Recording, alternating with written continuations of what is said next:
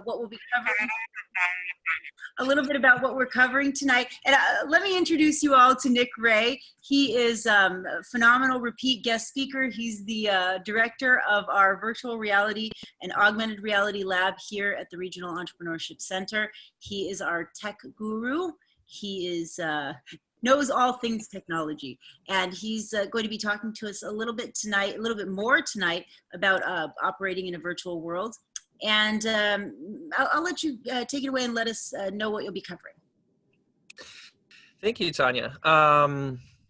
Yeah, so I worked exclusively online, fully virtually for the past 4 years of my life now.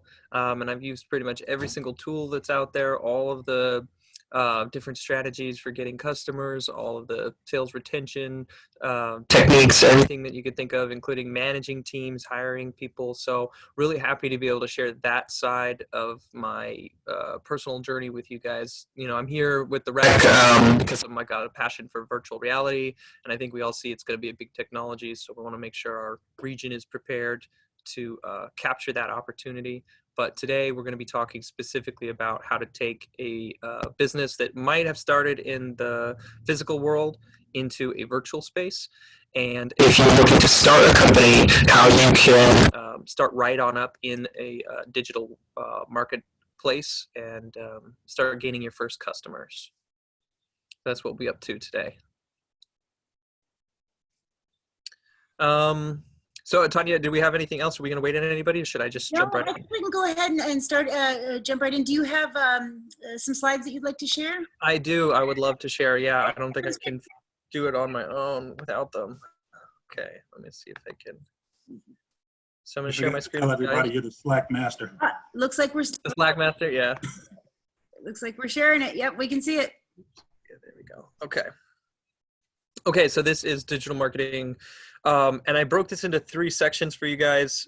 So first of all, I want your business to get noticed, separate you from the millions of other people that are going to be going online soon.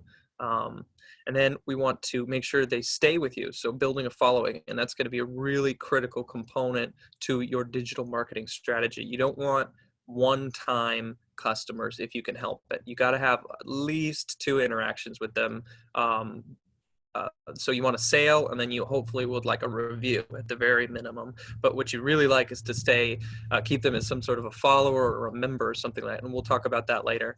And then lastly, closing the sale on the internet. You know, you're not in the room with them. You can't read their face or their emotions. You don't know necessarily what's holding up their decision making at that last final checkpoint right before they put their credit card in, or you know, they sign that invoice and return it to you. So those would be the 3 sections of our digital marketing pathway that we'll be talking about today. So here's a quick overview slide for you guys. If you were in my last talk, this was a slide that I had up, and you'll see a couple of repeat slides, and I'm going to just kind of go deeper into this concept today. So I want to start by framing your thinking around your new business or your new online business in terms of the market size.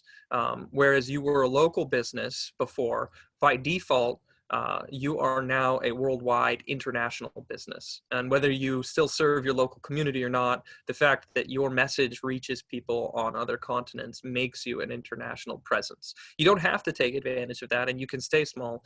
But as you think about your business and its growth opportunities, just kind of keep in the back of your mind, hey, I'm an international business. Hey, I'm an international business. You know, that might inspire you to reach a little bit higher than you would have before, and you'll all of a sudden find that there are services that you can offer to everyone everywhere, rather than just staying local.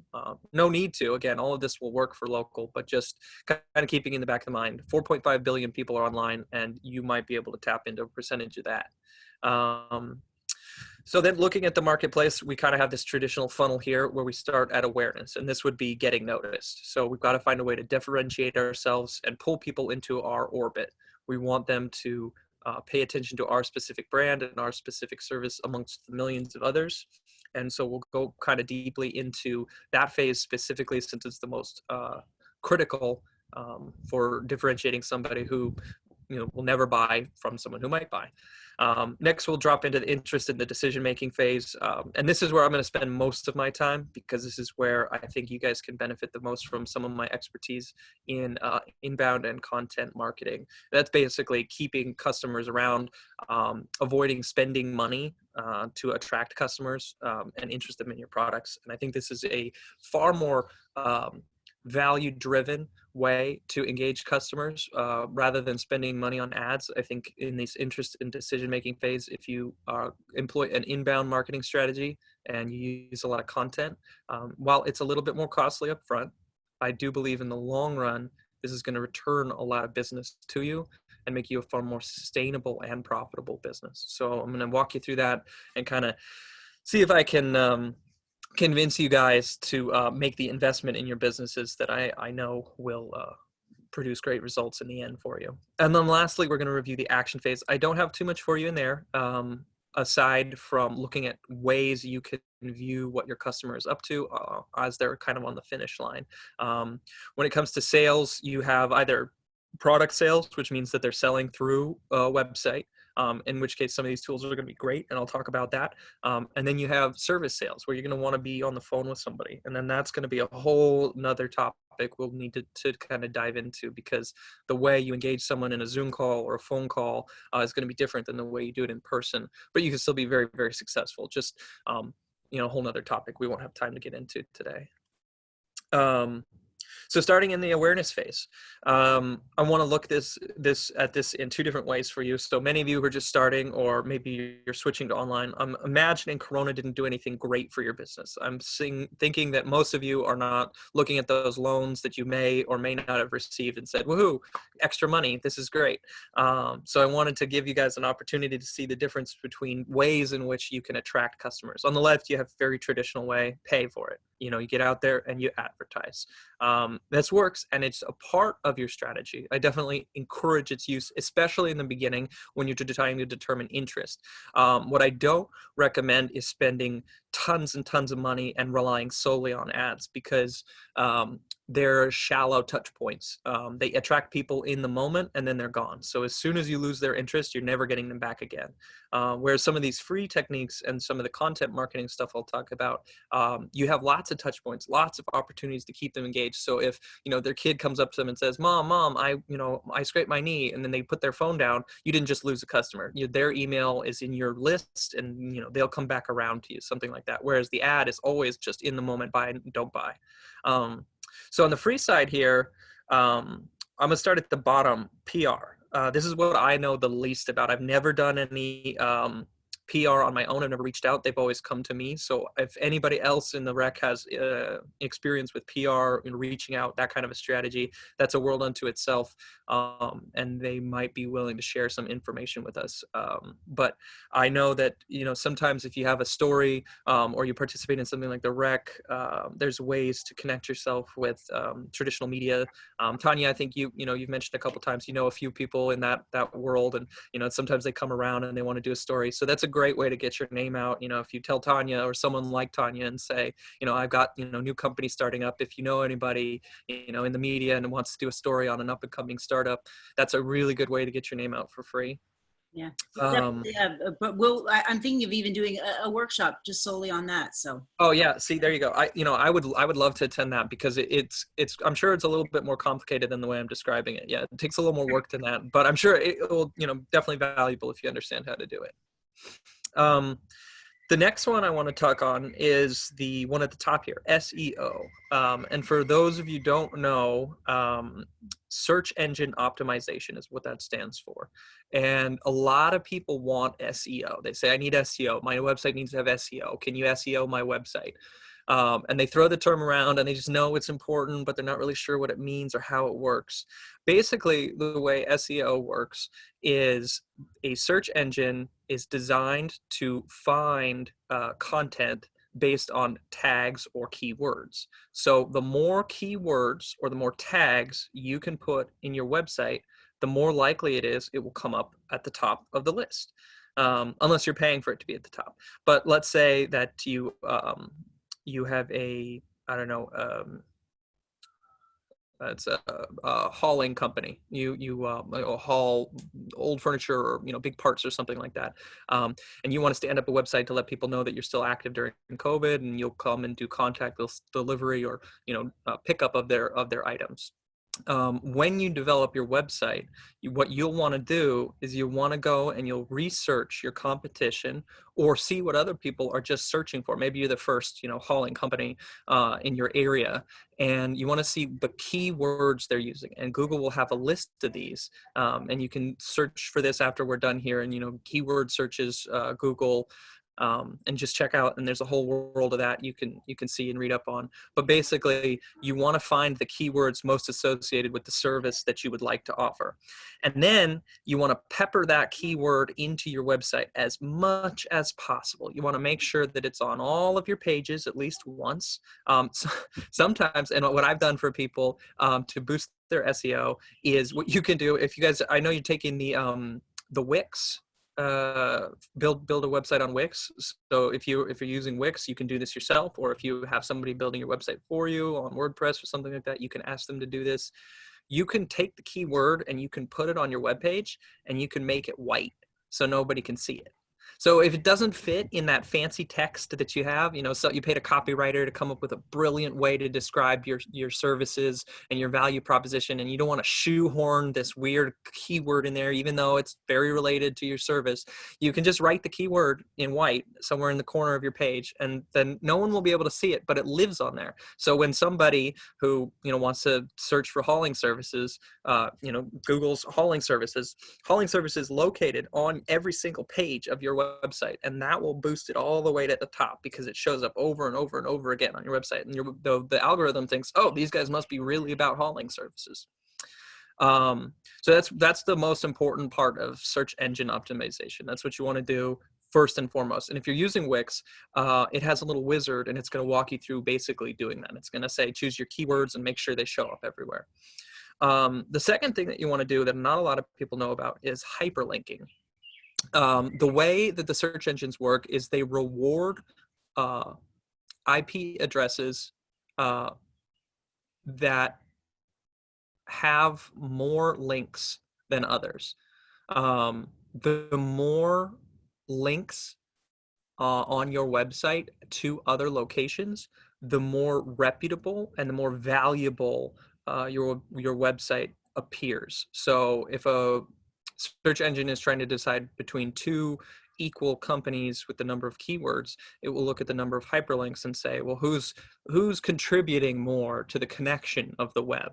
Who's adding more links? Who's helping people find their way around more?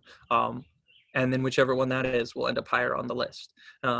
So a great way to use hyperlinks to boost your search engine optimization is when you write content for your website, you describe a process, anything like that. You can use a hyperlink to your own site. So link to, sorry, not to your own site. You don't necessarily want to do that. What you'd like to do is link someone to a landing page.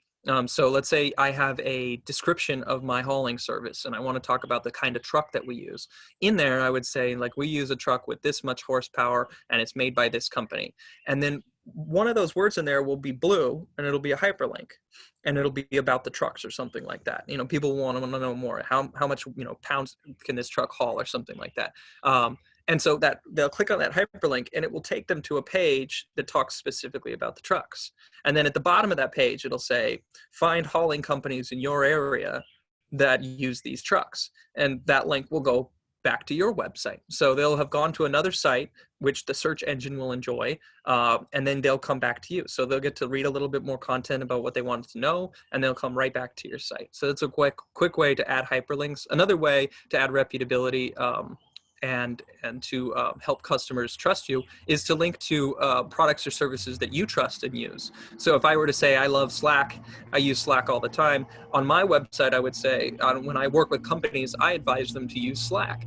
And then I would have a little link to Slack so that people could see that. And so that would help people say, oh, okay, so this is a legitimate business that uses Slack, and the search engine would enjoy seeing that link as well. So those are two ways. And the last way, especially if you're searching on Google, is to go ahead and put yourself in for Google My Business, and give yourself a physical address and give those details. Existing on the map there boosts the ranking as well. So even if you're a service that doesn't require a physical location, one of the techniques that people use, and I'm not for or against this necessarily, but sometimes people want to appear a little bit more upscale.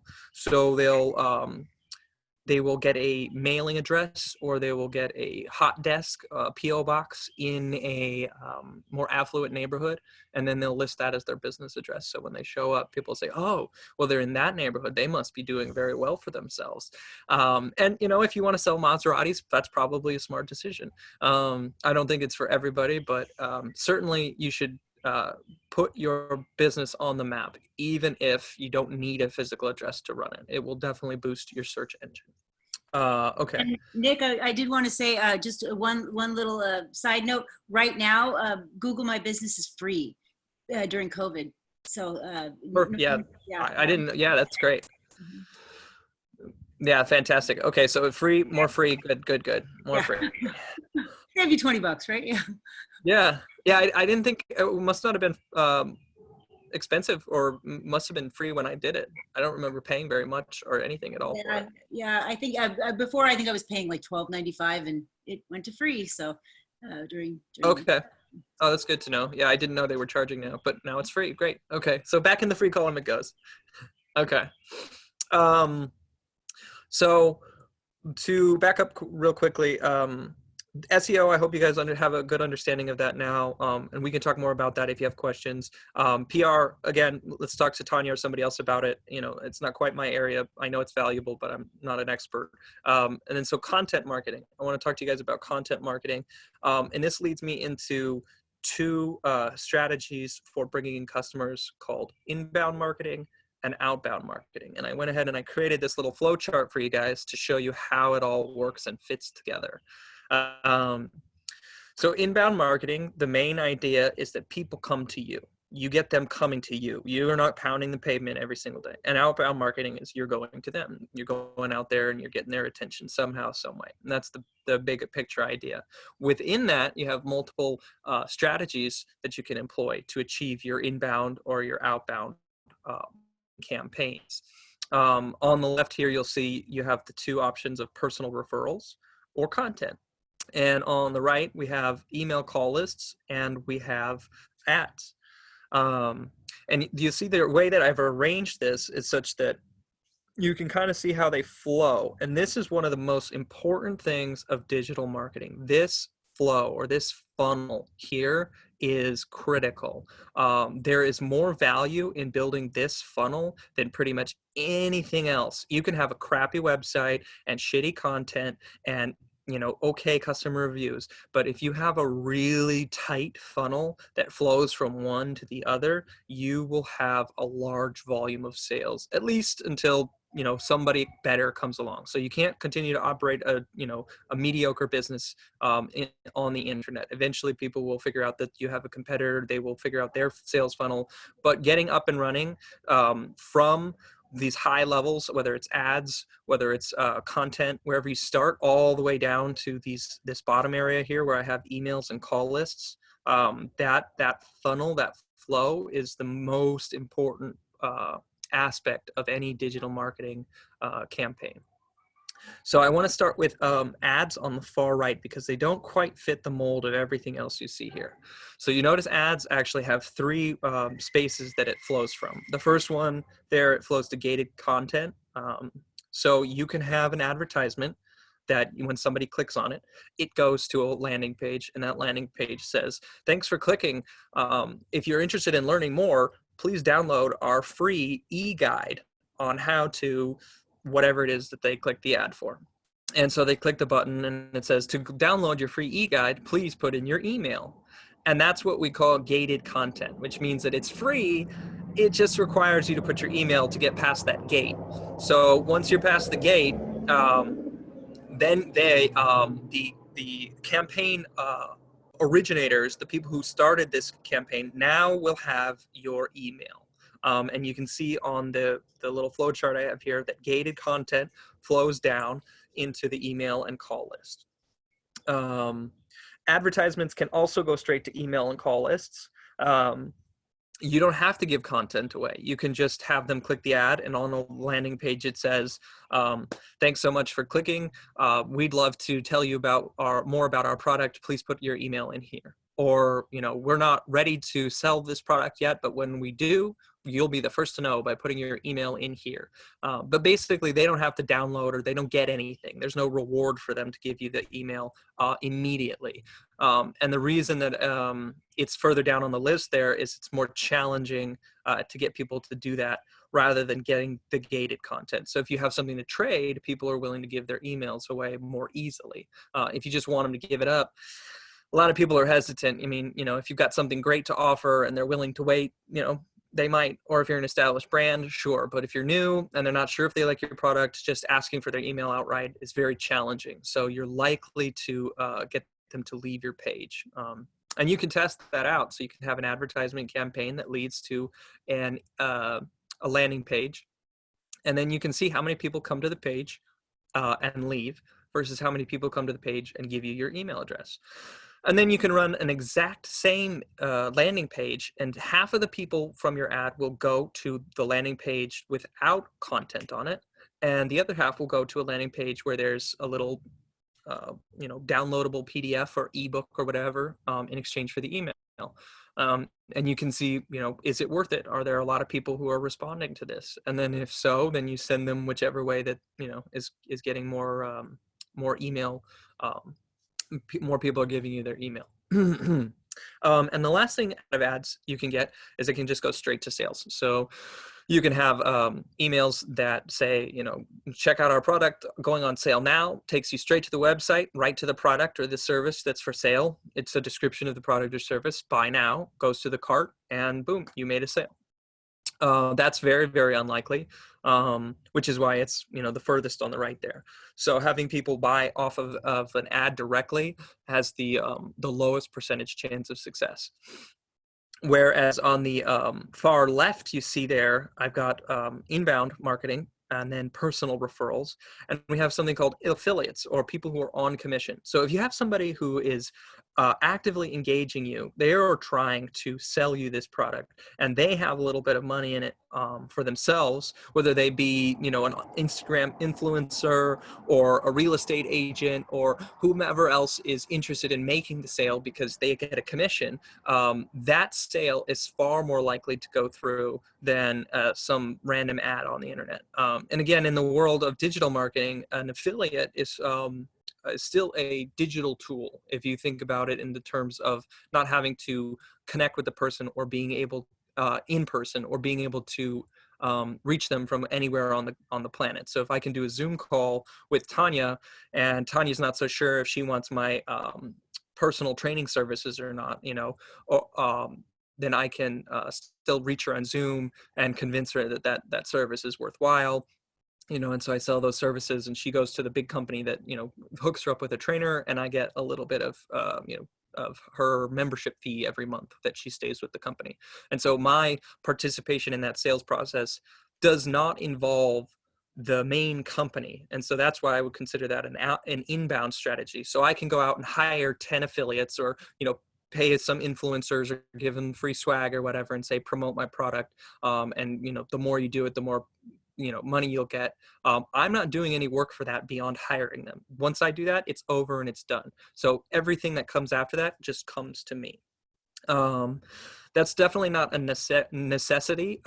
It's something I've seen people do, but in many cases it can backfire. So you have to be careful, because you start to walk into the territory of multi-level marketing. And so then you get all of the people, selling the Shackley and the Mary Kay and, stuff like that online. And so if I buy it and then you buy it, then I'll get some of what you sell. Those people are heavy into the commission and the affiliate sales. And so those strategies tend to backfire because it lowers the trust of your brand over time.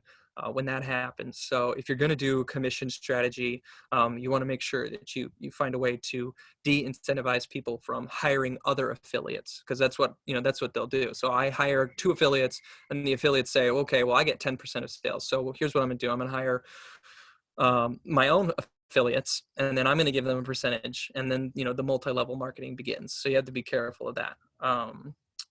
But if you do get a sale from them, you can see it flows down into customer reviews, which you can also get, directly from purchasing. So a customer review is extremely valuable for you, and that can lead to more sales. So just putting the stars, say on Amazon, which products get the most sales? Well, that already have the most sales with 5 stars on them. So customer reviews are a massive tool for inbound marketing. It means, again, you're not doing any of the work to sell that customer anymore. The reviews are selling the customer.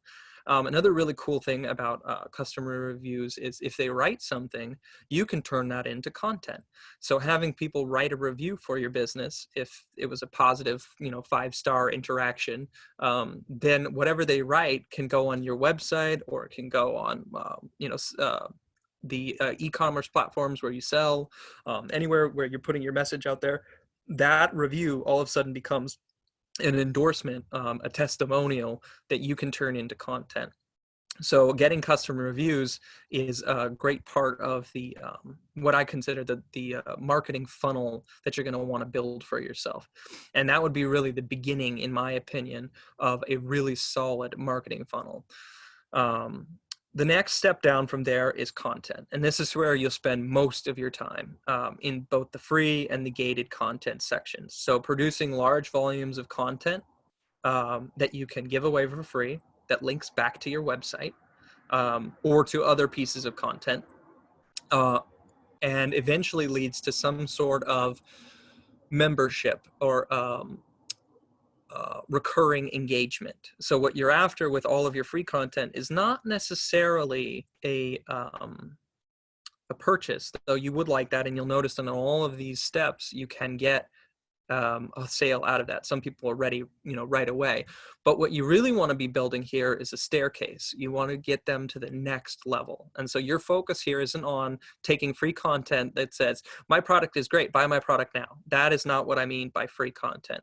Free content is informative. It's actually valuable for the customer. So if I have my hauling service, a piece of free content would be how to haul X piece of equipment off of your land, or how to load X piece of equipment in the back of your truck. And you're informing people in case they want to do it themselves. Let's say, I own a hair cutting business. I'm a salon, and I've just gone online. A great set of do it yourself, cut your own hair tutorials is free content. And what that does is it familiarizes people with your brand, helps you build credibility. And then once they've screwed up their haircut, and they're ready, like, okay, I can't do this anymore, they trust you because they've seen you do it in a video. They know you can cut hair very well. And so somehow this person is doing it. Or if they have had success with your hair cutting tutorials, there's always the next level up that you can sell something. So then you talk about, the hair care products, the styling, the different tools, all sorts of things that go into it. So just because you share one small piece of content doesn't mean you've given away your whole business. And you definitely don't want to give away everything. But this is, the free sample. This has definitely got to have some meat to it. You really want people to get something valuable out of it. And even if they walk away and they never come back, having a positive interaction with your free content will turn into word of mouth advertising for you, which will eventually lead people who are ready to purchase back to your website. So free content, while it says free, and you might think I'm just giving things away for free, is really the most valuable tool you can have for marketing yourself on the internet. It's challenging because you do need to make a lot of content, but if it's really high quality content, it will bring people back again and again and again, and it will pay for itself like a product pays for itself. So it's not just a one time, I put it out there, one person came and that's it, it's done. You can make one article and that can live on the website for 3 years, and it can bring you 300 customers. So I want you guys to think about content in that way. It's an investment in the future of your business. And while you might not see a million sales right after you put out your first blog post, once you get 30 or 40 blog posts out there, you have an ecosystem of content that links back to itself, and other people are sharing it around the internet. You're no longer doing any work, and there are just tons of people reading and coming to your website. At that point, you need a members only area. Do you have enough people engaging with your content in a free way? Now you need to find a way to tell people they're special and they're exclusive for sharing something with you. So these people have shown a higher level of interest than just the average passerby who says, oh, that was cool, thanks, bye. And you have to get used to the fact that your digital store is now all over the internet, and you have lots and lots of browsers. People are going to come in and browsers are a great thing, because the more browsers you have, the more people look in your store and say, oh, that store's got a lot of people in it. It must be doing well for itself. There must be something valuable in there. But what about the people who've been in and they've browsed 5 or 6 times? It's like, okay, come on, you're going to buy or not. You don't want to do that. You don't want to get to the point where it's like, you've browsed all my free content. Are you going to buy it or not? You never want to get there. So what you want to do is you want to offer them the next step in the relationship with you. And this is where it becomes a relationship, because they're going to share something with you back. And this is the most valuable place that you can have customers at. You want them to invest in you by sharing with you. And once they do that, you have the ability to begin influencing not just a singular purchase, but multiple purchases and the purchase of all of their immediate network. So this is where you earn their trust, beyond just being a one-time purchase. You earn their trust as a brand. And this is the most valuable thing that you can do for yourself as an online business. And if you build this funnel right, everything that you do, from your advertisements to your customer reviews, should all be leading back to this idea that you want their email address. You really, really don't want to get away with just giving them the sale. I mean, if they come and all they want is the sale, fine. Sell them the product, that hopefully they review it and then they come back again. But you really want to offer them the option to find a way to engage with your brand permanently. Even if you're just selling one-time items like, shoe or something like that, keeping up with the latest trends, some kind of a newsletter, something like that, keeping them in your ecosystem, your atmosphere is very, very valuable. And it will make doing all of this work worth it. So once you get to the part where people are coming and they're browsing multiple times, you want to let them know that there's a place for them, where it's exclusive, people who've shown more interested, they're more educated about the topic, and this content is going to take more energy from the brand, but it will be more valuable to the individual who joins the membership. And the people who join the membership, whatever it might be, these individuals are more interested in this topic as well. They're more knowledgeable. And so you can even start to use this to create content from the users themselves. So you can create forums where people can post and interact with one another and talk about products and services. And so if you have a brand, it sells, I don't know, let's say it sells gardening tools. I'm outside, so I'm in an outdoor mood, I guess. You don't have to always have your content be about gardening tools. Sometimes it can be about anything, global warming, the changing of the climate. You can host conversations. You can be a part of a global conversation for people, and you can give them that space. And then they'll generate content on your site, which will be shared everywhere, and that'll get your name out there. So these gated members, people who truly care about the topics that you care about and drive your business, they'll become a serious source of content generation for you. And that's why they're so valuable. And you really want to try to capture those emails and turn them into active members of your community. So once you get them to, once you've made the gated content, they flow down into the emails and the call lists. And this is the community that I'm talking about, and you want to cultivate this. And there are specific tools out there, customer resource management tools, CRM, there's a couple of them out there, but whatever it is that you choose, the idea is that it helps you keep track of how many times you have communicated with that customer in the last day, week, month, year, and what kind of communication you've had with them.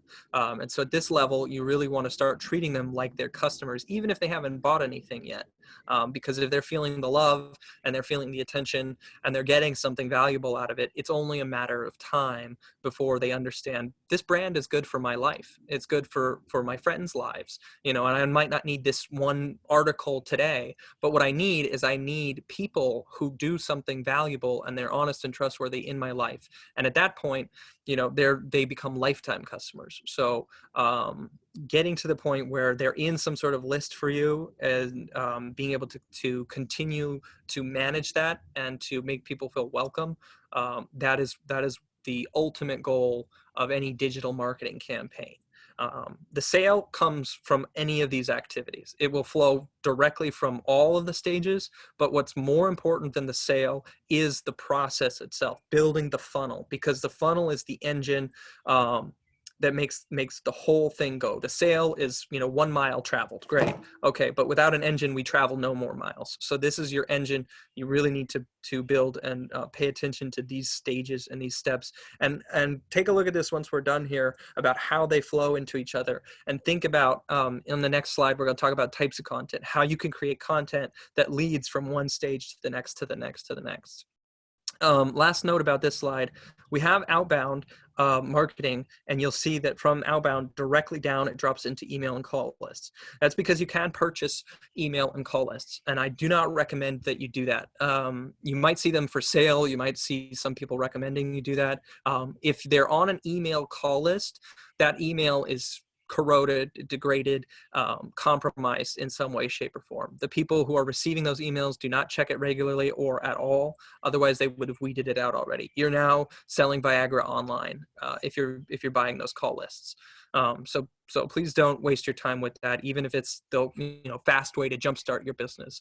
If you're looking for ways to find people, advertising is much better than email and call lists. You can go into Facebook and you can create a audience based on all sorts of demographics: age, race, gender, income level, marital status, education level, and then you can search by hobbies, whether they're into TV or sports or badminton, whatever it is that they're into. You can get really, really, really specific, and then you can create these very tailored audience lists, and you can advertise to these people and start engaging them that way. So paying for a cold call list, or they'll even say that they're specific email lists of people in this zip code who have this much money. It's old data. You don't want it. And so I would never go straight down. Always go to the ads and then the email call list, or build it the long way. Go from referrals or content and then into the email list and build your own. How am I doing on time, Tanya? We're good. We're at about 40 minutes in, so we have about 20 minutes to go. Okay. All right. I want to leave people time for questions, so I'm going to kind of speed this bit up here. I just want to leave you guys with this. This is fairly explanatory. These are just a list of all the different types of content that you can create. And I wanted to note for you guys that video is the most popular content. Blogs and infographics are easier to generate, people think, but in my opinion, a candid video with a high quality message in it will be more valuable than a blog post or an infographic that could take a while to create. In fact, I think if you're writing a blog post, once you write the blog post, you should do yourself a favor and put on some makeup, or change the lighting in your house, or whatever makes you feel comfortable on camera, and then film yourself. From the business owner themselves, this message goes out. Or if you have an advocate that you'd like to send it to, that's fine too. But if you're already writing it down, then take that and turn it into a script and make it into a video, because the videos get watched more. People feel a lot more personal engagement, and at this time in our lives, people want to see faces. So if you can turn that blog post into a video, if you have blog posts already, consider turning them into videos. It's a great way to reutilize content that you may have already created by turning it into a video.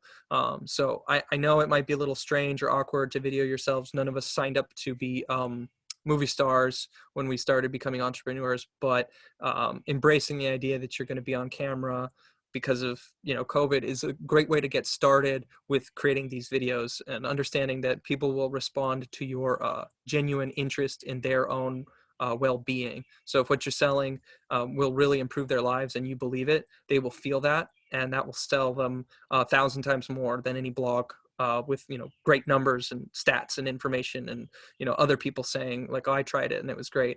Unless you have another person on camera saying I tried it and it was great. That's probably the peak. But then after that, it's you on video saying, you know, here's a review of one of my products, or here's how you can, you know, style your own hair or haul your own junk or plant your own garden, whatever it might be. Case studies, number 4, ebooks, number 5, number 10, white papers. Those, in my opinion, all fall sort of under the same category of what we call long form content. So there's a difference between short form and long form. The short form content is something, you know, you can read in a minute to 5 minutes. Anything longer than 5 minutes is long form content, which means it's going to be a deeper dive, and people really want to know about this. So if they're invested in reading something for more than 5 minutes, try to get their email. These are the kinds of gated content pieces that people are willing to trade. So if you have a case study or an ebook, you really want to get their email, because you're going to need to go into some detail for that, and it's worth it to you if they're willing to trade their email, because then, you know, they're on the list, like building trust, as we talked about over time. But putting together an ebook can be a little bit of work if it's a really high quality one. What you don't want to do with any of these types of content is generate them for the sake of generating them. High volume and low quality is worse than low volume, high quality. It might seem, you know, like you're competing with 1 million people and there's no way your message is going to get out there, but I guarantee you 90% of what is out there is garbage, because a lot of people are trying to follow this exact formula. And what they're doing is they want to hurry up and get to the money part. So they're just generating a ton of garbage, and people have kind of gotten sensitive to that. And so they can immediately recognize when an article is a list of 10 things that somebody in another country put together for some business in the United States. And then someone edited it real quickly and they posted it up because they have a content development schedule of 1 blog post a week. And they don't care what it is, and they don't care what the content says. As long as it passes some filter, then they're good. And there's a huge, huge difference between an authentic voice that really has something to say about a product or a service and just a regurgitation of information that's already on the internet. So even if, you know, you're not an expert, a true and genuine opinion about something written well is going to be very, very valuable in the market of content today. So I would suggest starting small, like we do with everything here. You know, it's okay to begin small. Focusing local is a great way to do that too. You know, if you want to say I'm specific to San Diego, support local, that's okay. That works on the internet as well. And then, you know, as you grow, you know, your content becomes reusable for a much wider market. So you can start small with a limited amount of content. It's much better to move slowly and protect your brand than it is to hurry up and get, you know, 50 types of you know, ways to style your hair out there. So really high quality and low volume to begin with, and let it build organically, and then eventually you'll be able to hire people, follow your lead, rather than hiring people to create something that you saw someone else do. And if you can do, you know, 10 or 20 or 50 on your own over the next year, then when you hire new people to work on this for you, you can say, you know, this is my style, this is my voice, this is my brand, you know, this is my standard. You need to meet this standard, and it's very clear what your standard is. If you do it the other way, you don't have a standard for anyone to follow, and you yourself aren't even sure if you should accept this or just get it out because you're paying somebody to create content. So why waste this? So definitely start with yourself, start small. And then the rest of these, you know, just they're pretty self-explanatory, I think, in no other particular order. Video is really the only one that truly stands out. So when you're creating content, just keep that in mind. These last 2 slides here, we're going to talk about the interest in the decision-making phase. This is normally when they're on a landing page of yours. And these are for the people in your, or your website, sorry. And these are for the people in your who have given you their email address or are considering giving you their email address. So at the interest in the decision-making phase, these are people are more than just casual browsers. They've been here once or twice, or they have a very serious interest already in the product or service that you're offering. And just this is just a quick list of the tools that I have used in order to keep people coming back for whatever service or product that I'm offering. Wix, I love. I think it's extremely versatile and you can build a lot of stuff with it. What I like to do is build a main page, and then I'll have landing pages built in Wix as well that are not listed on my website. So if you're trying to search for it on the website, you won't find it, but it is technically a part of the same site, and it will have a link to that there. So you can do both landing pages and main sites in Wix. And once they're on the website, that's where you can, through Wix again, host a lot of this content where you can get their emails. Once you have their emails, I personally love MailChimp. A lot of their tools are free, so it's a great place to start. And then you can pay for more once you get up to a certain size, which I appreciate. So their tool sets are fairly accessible for free. You can get almost all of the tools for free, and it's only once you get up to a certain size that they start to limit you. So a lot of other tool sets, you can use some very basic features, and if you want their advanced features, you have to pay. So I like MailChimp because even the more advanced features are accessible to you at a free level. Just, once you get big, they're going to expect you to pay, which is fine by me, because once you get big, you can afford to pay. So I would definitely click that link in MailChimp if you haven't done that already, and please check that out. It's a great way, if you already have an email list, to begin responding more regularly to people on email. And if you're about to build one, it's a good place to start sending people.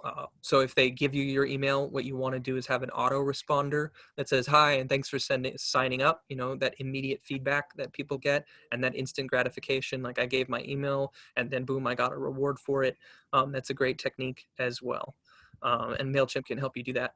Hootsuite is for social media posting. So you can do the same thing. I keep saying email a lot, but you can pretty much do the same thing with followers on Instagram, or Facebook, or, wherever else. So if you're doing social media, Hootsuite is a great tool for posting content there as well at regular intervals, so you can sort of schedule them all out. And I believe you have to be posting at least like 3 times a week in order for your efforts on social media to be worthwhile. So if you're not doing it a certain amount, it kind of sort of drops off a cliff. So if you're going to invest in that, you have to be prepared to keep it regular, and Hootsuite can help you keep regular even when you're not. So you can, generate 60 or 70 posts, and you just sort of line them all up, and then it goes out, and it appears as though, you're creating content weekly when you've already kind of done it. So it's a great little trick to do that. Last, HubSpot. This is a set of tools which are very pricey, in my opinion. They're very well designed, but I don't necessarily recommend using them if you're just getting started. But what they also have are tons of resources. Everything that I've talked about here is covered in 10 times the amount of depth. That website, HubSpot, is the inventor of inbound marketing. They know it inside and out. They know every stage of this funnel. So if there's ever a question in your mind about a piece that I talked about, they'll probably have already covered it in 10 or 20 blog posts. So please check that site out. It's just going to be a treasure trove of information for you guys as you're building your digital marketing campaigns. Lastly, we have our action phase here. Once they're on your website, this is the moment, they're ready to buy. What do you do? Well, you can have that little thing that pops up, the little chat button that says, "Hi, can I help you with anything?" But that's the same as that salesman is kind of pushy, and he sees you browsing, and he comes over, and you're like, "Oh, I don't really want anything. No, thank you. Please go away." So that doesn't necessarily work for everyone. And I would recommend putting more time and energy into analyzing behavior after the fact, because with enough data, you can quickly see what most people are up to, or what they're thinking, or what they're doing. Google Analytics will tell you a lot about your entire pipeline. So from your first ad click all the way down to the shopping cart, you can see, how many people made it from each stage, and you can see kind of where people are leaking as they say, out of your funnel. So if you have a ton of people click on your ad and a ton of people give you their email, but then they hit your website and then they all go away, then you know they like your product and they like the way you're advertising it, but they don't like your website for some reason. That's a great place to start. Once you know things like that, you can look at a tool called Hotjar. And Hotjar is fantastic because it will show you where people put their mouse on your screen. So if they're hovering over a button, or if they're reading through an article, companies have found that they're losing millions and millions of dollars because their buy now button was not visible enough. And so they'll see people read through a whole article, and then cursor will be searching around trying to find the buy now button, and they can't seem to find it. And eventually they just give up and leave. And they just, spent, I don't know, 8 months building this long funnel and, cultivating this client all the way to that point, and they just lost them at the last second. So Hotjar is a fantastic tool for making sure that you're not losing anybody. And if you are, you can quickly correct it because you can see, exactly what they're doing. And again, with hundreds and hundreds of people, the data becomes very obvious where you have little problems or where you have opportunities for improvement. And the last tool on there I put is called Zapier. And Zapier is a tool that enables you to connect all of these little tools that I've talked about. So if you want to connect Hotjar with MailChimp, or if you want to connect Google Analytics with MailChimp, or Google Analytics with Hotjar, or you want to connect your Google Drive with your Slack, or whatever tools you're using, I would suggest you check that tool out, because you'll notice as you're going through this, there's a lot of work in managing all of these stages. You've got your free content, and then your gated content, and this landing page, and that one, and then your members, and the people who want responses after you've made sales. And you can't do it all by yourself. So you have to start automating it. And a lot of these tools are fantastic. They have tons of automations. But what you really want is, once one automation happens, you want the next automation to happen. And it doesn't always do that. So check out Zapier, because it will help you connect up one system to another, so those automations talk to each other. And then that's you sitting on your couch making money doing nothing. And so I think that's about the entire marketing funnel from beginning to end as I understand it. And I'd love to hear what you guys have in terms of questions, some sections I might have missed, or anything I can explain better for you. Good job on the time there, Nick. You did it. Well within time. We still have 5 minutes to ask questions. And so if any of you have any questions, I know you made it. If you have any questions, feel free to unmute yourself so that we can hear you, or go ahead and put in the chat feature. Either way. It's Melvin. Hi, Melvin. Was just wondering how you worked at the Zapier. I forgot what you called it. Zapier with where'd it go? With the oh, sorry, the one that tells you the mouse is hovering over the parts of the page. Is that something that you have to upload to a website, or how does that work? Yeah, so Zapier will have a list of all of the tools that it can integrate with. And then when you get there, you check to see if the tools you want are in there. And if they are, they will already have a list of connections that they say you can perform. So these are common operations that most people have already tried to do. And if it's not in there yet, you can request it, or you can pay for it. If you want to pay for it, it's really expensive. You better be huge, and this better be worth millions of dollars to you. Otherwise, just have somebody do it every once in a while. And then you'll notice there are a lot of people that are like, yeah, we want this. This is a cool thing. We wish we had it. And then they'll put it on the list and they'll say, okay, we'll get to it eventually. And you can kind of wait around, and eventually they'll get to it. So start by checking out their website and seeing who's on there and what integrations, they call them integrations, already exist. And you might find that, you can integrate a ton of stuff already, and you're not going to need to request anything specific. Thanks, Melvin. And thanks, Nick. Other questions from the audience? I have a question. This is Karen. So as far as content creation, the biggest struggle that I've gone through as far as content creating has always came down to time. Even just creating something so simple as a 5-step thing you share on your Instagram story could take upwards of 2 hours. Do you know of any tools that help reduce time with content creating? I know that there are tools for automating templates, so that might be something you could check out. And I would just begin by, yeah. Okay. Yeah, so you could start there. That might help. And then for an idea of content creation that I didn't talk about but might work well is your content doesn't need to be your content. It just needs to be a brand, and it needs to be valuable for your customers. So you can do what's called cross posting, or have other people cross post your stuff. And so what you might do is imagine, you're struggling making 2 hour posts for Instagram. It sucks. And I only made one today. How many other people do you think are out there doing the exact same thing?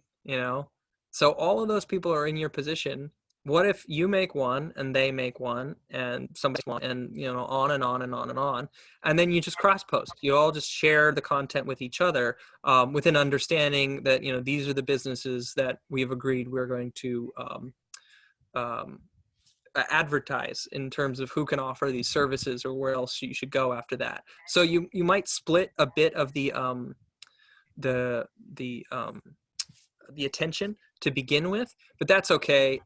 You're really just trying to reach an audience at this point, and people are going to resonate with you if they're going to resonate with you. So that platform or having that content is okay either way. Like if you cross post on somebody else's platform and they like you, they'll come to you. If someone else cross posts on your platform, even if they don't like that person, they might like that you have a large library. So you do have the potential to potentially lose, I guess, a couple clients. But I think when you're first getting started, and especially if you're struggling with content, you're more likely to gain clients than lose them, if that makes sense. Cross posting as far as like almost like guest spotting kind of on somebody else's. Is that what you're meaning? Or are you meaning more like getting together with a group of people that are looking to share content in the same industry or sector as you, and then you guys trading content? Is that what you mean by cross posting? I mean it both ways, actually. Yeah, so I know the term is more popularly used the first way you described, but I think it's pretty much the exact same in both cases. So if you want to get together a group and then advertise as a group, or say all three of us made this post, and then you just kind of take turns doing it, you can do it that way and like create as a group. Or you can create as individuals and just agree to share as an internal group. And in that way, instead of having yourself cross posted onto other people's platform, get them to post onto your platform is what I'm saying.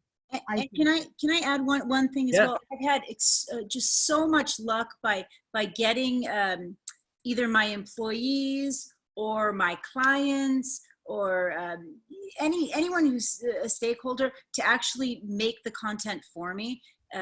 So I mean, that's something, depending on what your business is, your business model looks like, think about that.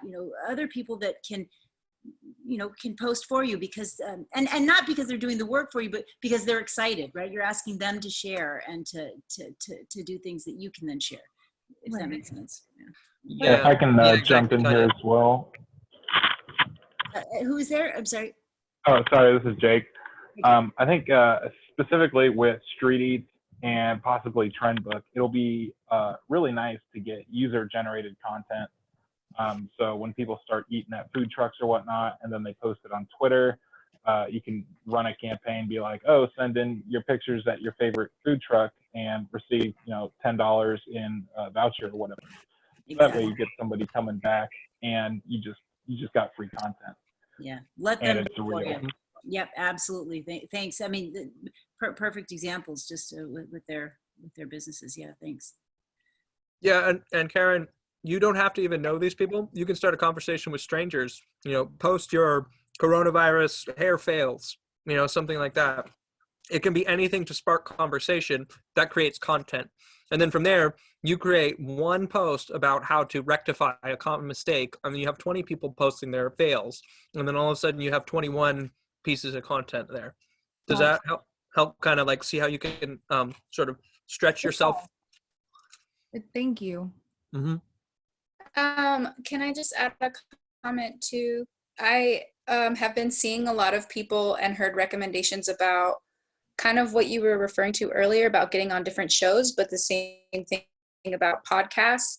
And then also, you can partner with people on Instagram. I don't know if you're marketing on Instagram, but you can do like an IG live, an Instagram live with another influencer of some sort, and then they can feature you on their Instagram, and then all of their followers will see you on there, and then they can follow you from there pretty easily. I don't know if that's where you are, but that was something that came to mind as everyone was. And is that, you said it was like Instagram live, basically, correct? And sharing and connecting with people through there. Yeah, so yeah, and that's if you're on there. That's something that I played around with during a week that we did, and we went live, and one of my business partner went live with another colleague of ours in the similar industry, and that was great. And then I've been seeing a lot of people since COVID has been going on live together, and then usually it's that one influencer or the more prominent person will have be the hosting one for everyone else. Right. Thank you. Yeah, that was really helpful. Thank you.